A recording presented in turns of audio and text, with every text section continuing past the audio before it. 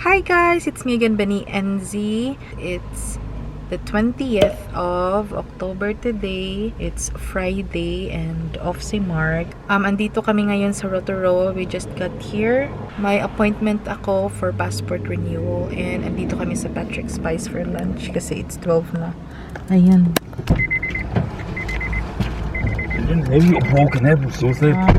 O diba? Adik na adik lang sa Patrick's Spice. By the way, this is the building guys kung saan ginanap yung mobile consular service ng Philippine Embassy dito sa New Zealand. Yes, this is the area. It is actually called the Arts Village. Malaki ang area na to, mamaya ililibot ko kayo. Pasyal-pasyal tayo mamaya. Ayan. Yan ang ating flag. Actually, may pila earlier guys, pero pag kompleto naman ang documents mo, mabilisan lang yung proseso, tapos uupo ka lang sa loob dyan, and then tatawagin lang yung pangalan mo. Yes, I'm so happy na nakapag-renew na tayo ng passport. Ayan, building. A few moments later.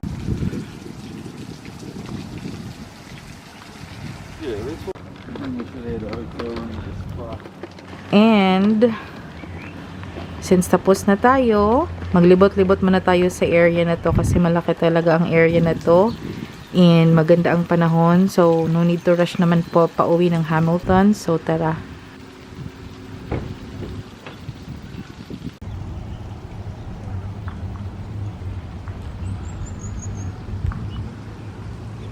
Actually guys, merong event dito sa Rotorua ng Filipino community. It's called the Pistang Pilipino and it's actually a 3-day event, Friday, Saturday, and Sunday. First time ko actually makita ang building na to guys kasi ilang beses na kaming nakapaglibot dito sa Rotorua before, pero hindi ako naisipang dalhin dito ni Mark. Hindi ko din naisipang i-suggest sa kanya. But yes, it's one of the iconic buildings here in Rotorua, and ang ganda niya sa personal. Look at that! That's a beauty. Wow! It's gonna land on the water, boy. See, it's coming down. It's gonna hit the lake. That's cool. Nakita ko nagsiset up na ng tent yung mga kababayan natin for tomorrow's event. Actually, merong mga food kasi, yung parang markets ba? Parang night market, parang ganun. Pero during the day.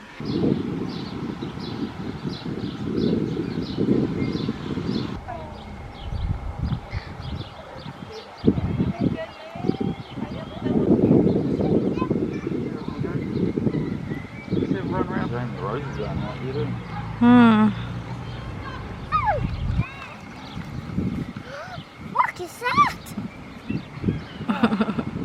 Oh, it would have been nice if the roses were...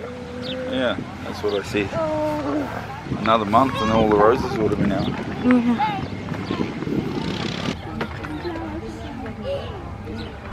You jump. That pole wasn't even into the ground, eh? So nice. What is the name of these things? What is it? We got to find someone. Man, look at that, all wrapped around. Market set up. Wait, the button to my hand. Wow! A strong smell too. Yeah, it would have been really nice with that. It's white too, eh? And see these prickles.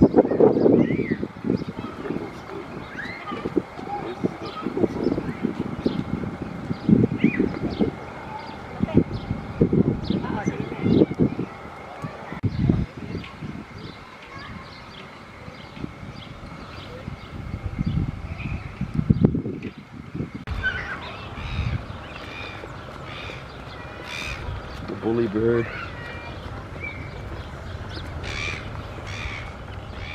Just a little big. Catch. Yeah. So, ayun, bahay na kami anyway. And yes, na-enjoy ko yung paglibot-libot namin doon. And like I said, first time kong makita yung iconic building na yun ng Rotorua in person. So, ayun na nga. I'm so happy na nakapag-renew na tayo ng passport kasi, to be honest, medyo matagal-tagal na din. 1 year siyang expired. Nagpaplano naman kami ni Mark na pumunta dun sa Wellington kasi sa Wellington located yung Philippine Embassy dito sa New Zealand. And medyo malayo kami. Medyo malayo kami from the embassy. Kaya lagi kami nagpaplano, maybe this month punta na tayo. Laging hindi natutuloy. And then just last month, nakita ko yung post ng Philippine Embassy na meron silang mobile consular service na gaganapin sa Rotorua, which is Rotorua is just an hour and a half from Hamilton. And nang makita ko yun, sabi ko, this is it.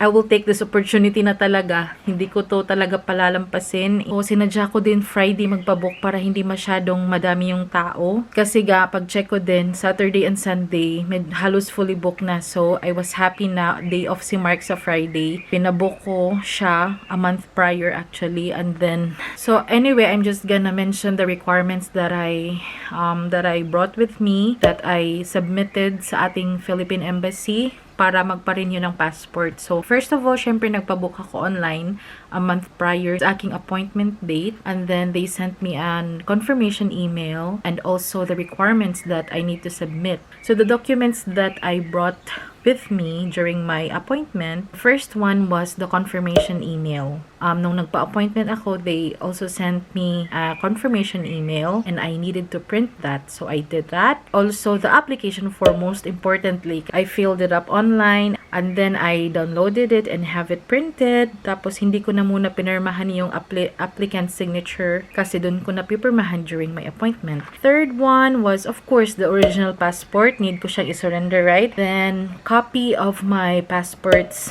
data page. That's the fourth one. Also, kahit na hindi ko alam kung kailangan, pero na-mention kasi doon, pero hindi na hiningi actually, yung original birth certificate ko, and also I have one photocopy of it. And then, they also required us to submit a courier bag na prepaid na siya, na may signature required sticker. Kasi yun yung gagamitin nila to send your new passport or your renewed passport. Required talaga yung courier bag. Hindi nila tatanggapin yung application mo and everything kung hindi complete yun. Kung wala yun, o kung wala yung ibang importanteng documents. Need mo talagang complete documents para talaga hindi sayang ang pagpunta mo doon, lalo na yung medyo malayo sa Rotorua or sa embassy doon sa Wellington. Kailangan kompleto para hindi masayang yung time and pagod mo sa pagpunta doon. So, the payment also was 105 cash. Hindi pwedeng gumamit ng card. So, lahat ng yun yung niready ko para sa aking appointment today. But then, pagdating ko doon kanina, hindi na hiningi yung confirmation email. Pero, if you are going to process your passport as well, I suggest na i-print pa din. Pero ayun na nga, hindi nila hiningi pagdating ko doon. And also my NSO birth certificate, hindi na nila hiningi, or even just the copy of it, hindi din nila hiningi. So it was just really my original passport, application form, the courier bag as well, and the payment, of course, $105. And then, since nandun na din ako, kumuha na lang din ng affidavit of support kasi need ko yun. Si Mark actually ang kumuha nun kasi yung purpose nun is under actually his name. So si Mark ang pinapila ko. Buti na lang at wala nang masyadong requirements na needed. Yung yung form lang na dinownload ko. Then I filled it up as well. And then, copy lang ng passport ni Mark. So, yun lang ang hiningi actually. And then, the payment was 45 New Zealand dollars. And then, yun lang. And then, I have to wait for them to... And also, a courier bag. And also, a courier bag need nila ng another courier. So, yes, I bought 2 courier bags for the affidavit of support and then also my passport. Kasi hindi mo makukuha yung AOS or affidavit of support right there and then. Need mo pang hintayin yun ng few days kasi iuuwi pa nila yun sa embassy doon sa Wellington and then ipaprocess pa and everything and then gagawan ka nila and then they will send it to you. Kung napahaba na naman ang kwentuhan, pasensya na kayo, but yes, I'm just really glad na natapos ko na yung passport ko. By the way guys, I forgot to mention about it in my previous vlog. Pero kung napanood niyo yung video ko nung nag-furniture hunting kami ni Mark, we purchased our lounge suite noong September 3. And then, I mentioned in that video na 1 month pa yung hihintayin namin bago ma-deliver kasi nga yung nasa stores naman or shops ay display lang yun para makita mo in person pero uorderin pa talaga nila yung bago sa I don't know where, but yes, they mentioned na maybe 4 weeks namin hihintayin yung lounge suite na in-order namin, pero actually hindi na siya umabot ng 4 weeks yung paghihintay namin. By September 27 dumating na siya dineliver dito. Almost a month na actually yung lumipas, but then ayun nga, dineliver nila dito and tatlo silang nag-deliver dito and good thing na andito si Mark when they delivered it. Actually, meron akong video noon pero I'm not sure if i-upload ko pa or i-edit kasi tinitinan ko pa lang yung pag-unbox and pag-assemble namin. Parang nakakapagod ng mag-edit, ganun. But I'll see kasi hindi naman ako professional mag-edit ng mga videos ko, but actually nakakatulong pa din kasi gaya namin nung nagde-decide pa lang kami na i-purchase yung lounge suite na yun, hinanap namin siya on YouTube, baka merong mga taong nakabili din nun and ano yung review nila. So actually nakakatulong yung mga ganun. But yes, andito yung aming lounge suite. So ayan, gamit na siya kasi mag-iisang buwan na din nang dineliver to. So ayan, nakasaksak na yan, and then the button is just here on the side. And then, ayan.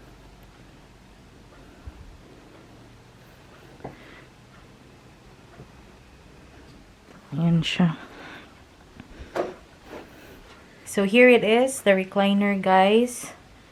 Dito ako lagi nauupuan, doon lagi si Mark. So, the button is just on my right side. Dito siya. Ayan. Siyaan. USB kung mag-charge ng phone. Pa-forward and pa-backwards. But yes, dito din. Sa kabila, meron din.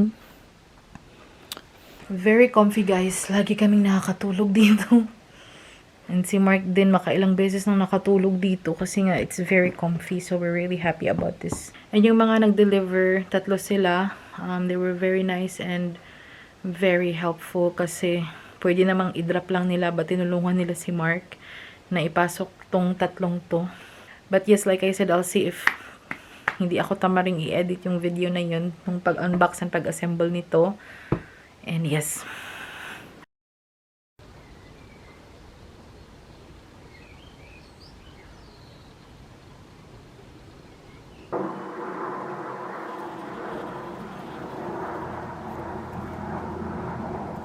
Good job.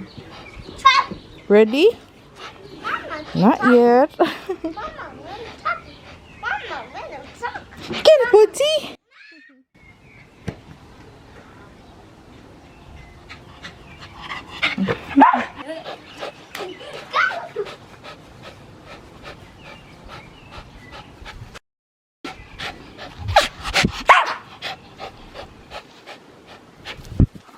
Vince, what color is this flower?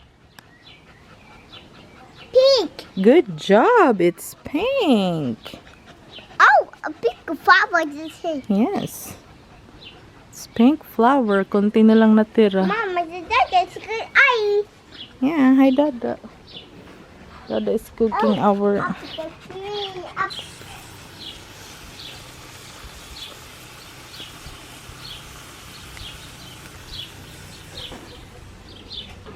ang ating seafood chowder.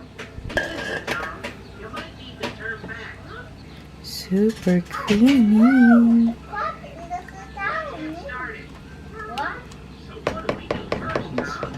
Here's our toasted bread. Yummy. Malaki siya. Kaya, hinatin ni Mark dyan. Hinatin niya yan. Dalawa lang to eh. Pinili namin kanina sa Pack and Save and then hinati kasi sobrang laki niya. Good.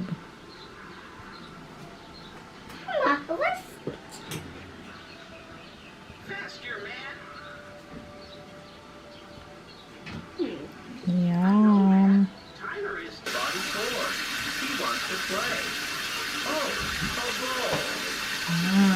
Mark cooked it, by the way. Mark Yeah. did it. Mark cooked it. Yeah. Yes. Mama. No. Pinakain ko na si Vince ng veggies niya and chicken. Hello? Owl? You want bread?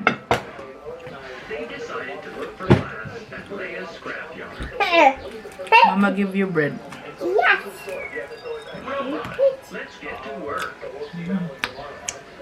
Pumunta kami kanina sa Pack and Save, guys, para bumili ng mga stuff na kailangan namin.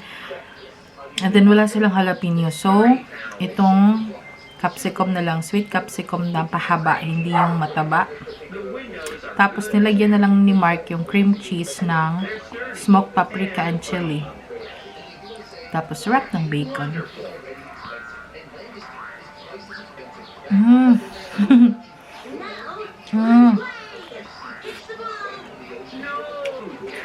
Super!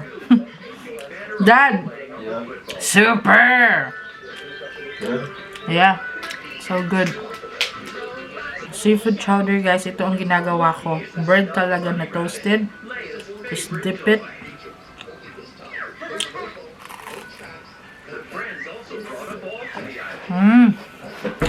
Goodly. Even yung sauce niya lang ay super sarap. Actually, kulang ito eh. Yung luto lagi ni Mark, merong mussels and squid rings. Kaya lang, yung pack na nabili namin sa Pack and Save today, wala siyang pack na marinara pack na merong mussels and squid rings. But yes, this is still really good. Wow. Look at that. Yummy. Look at that. Look at that. I think yun lang ang ating video for today, guys. Pasensya na kung nagutuman kayo sa panonood. But yes, it's really good. Hi.